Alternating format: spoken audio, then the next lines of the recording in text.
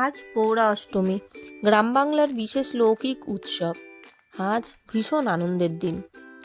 নমস্কার বন্ধুরা, আমি পিঙ্কি, আমার চ্যানেলে জানাই সবাইকে স্বাগত। আজকে হলো পৌরা অষ্টমী। প্রায় সমস্ত রাঢ় বাংলা সমেত দক্ষিণ পশ্চিম সীমান্ত বাংলা তথা উড়িষ্যা লাগোয়া সমস্ত অঞ্চলে এই প্রথা কিন্তু প্রচলিত হয়েছে। শীতের সকাল, অগ্রহায়ণ মাস, সেই মাসকে সুবর্ণরৌখিক ভাষায় বলে আগ্রাণ মাস। তো এই আগ্রাণ মাসেই হয় পৌরাষ্টমী। পৌরা বা পড়ুয়ান কথাটির অর্থ হলো বাড়ির বড় সন্তান। হ্যাঁ, আজকে সব বাড়ির বড় বা অগ্রজ যারা রয়েছে তাদেরই এই দিনটা খুব আনন্দের দিন।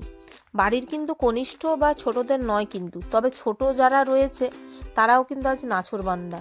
আজকের দিনে মারা তাদের সন্তান, যে প্রথম সন্তান রয়েছে, তাদেরকে মালা গুনছি দিয়ে এবং চন্দনের ফোঁটা লাগিয়ে ও বরণ করে তাদের এই অষ্টমীটা পালন করে। এছাড়া এই যে সামনে যে গোবরগুলো দেখছেন, এগুলোকে ঠাকুর হিসেবে বিবেচিত করা হয়। তো সেই গরুর গোবর এনে সকালবেলার এড়ে গরু যে রয়েছে তার যে গোবর রয়েছে সেটাকে এনে এই কাজে কিন্তু লাগানো হয়। অন্য কোনো গরুর কিন্তু হবে না।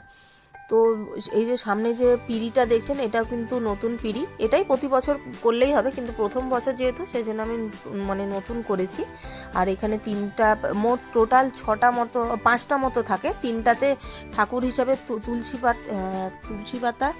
তুলসী পাতা যদি নাও থাকে, দুব্বা এবং ফুল এবং সিঁদুরটা অতি অবশ্যই এটা দিতে হবে, তবে গিয়ে এই পূজা কিন্তু সম্পন্ন হবে। ধূপ এবং সঙ্গে প্রদীপও এবং শঙ্খ উলুধ্বনির মাধ্যমে এই পূজা কিন্তু সম্পন্ন হয়। সকালবেলা জন্মদিনে যেমন মাকে লুচি খাবার সমস্ত কিছু তৈরি করতে হয়, জল খাবার, এবং যখন দুপুরে ভাত হয়, ভাত খাবারের সময় 5টা ভাজা এবং নিয়মাবলী যেগুলো জন্মদিনে হয়, ঠিক সেই রকম একই নিয়মের সঙ্গেই আজকের দিনে এই পূজাটা কিন্তু সম্পন্ন হয়। মাকে বাচ্চা যে থাকে তাকে ঠাকুরের মন্দির থেকেও পূজা করে আনা হয়। অনেকে যারা বাইরে দূরে থাকে তারা এটা তুলে এরকম করে পুজোটা দিয়ে জলে 3 দিন পর জলে ভেসে রাখে।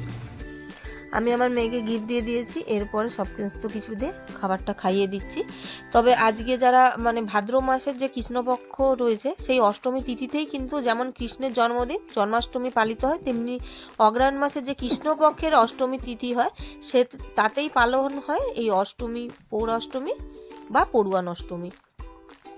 তো এই যে আমি আজকের দিনে আমার মেয়ের সাথে ওর একটা বান্ধবীও এসেছে, যে বেস্ট ফ্রেন্ড অদ্রিজা, তো তাকেও আমি ডেকেছিলাম। সো আমাদের বাড়িতে আছে, তারা দুজন মিলে ভীষণ আনন্দ করছে আজকের এই দিনটায়। তো ওর বাবা যদিও বা পৌরা, যেহেতু ওর বাবার আর কেউ নেই, ওর ভাই বা বোন কেউ নেই, তো একটাই সন্তান আমার শাশুড়ি মায়ের, তো সেই জন্য ও পৌরা। আর আমার মেয়েও হলো এবছর পৌরা, কারণ ওর 5 বছর হয়ে গেছে, আমাদের 5 বছর হয়ে গেছে, এই পৌরা এবারে পালন করতে হয়। তো এবছর আমার মেয়ের প্রথম পৌরাষ্টমী ছিল। তো ওর বাবা গেছে কলকাতা, রাত্রে এসে ওর মা সমস্ত কিছুটাই করে রেখেছে।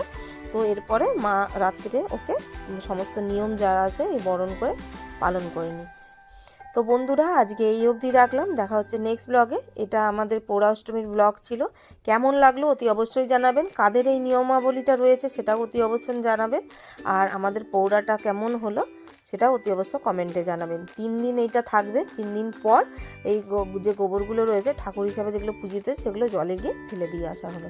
কাজ হয়ে গেল। তো বন্ধুরা, যদি ভিডিওটা ভালো লেগে থাকে অতি অবশ্যই লাইক করবেন, শেয়ার করবেন, সাবস্ক্রাইব করে চ্যানেলটার পাশে অতি অবশ্যই দাঁড়াবেন। আর ভিডিওটা ভালো লাগলে খুবভাবে শেয়ার করবেন। ততক্ষণ পর্যন্ত ভালো থাকুন, সুস্থ থাকুন। সবাইকে জানাই পৌরাষ্টমী টাটা।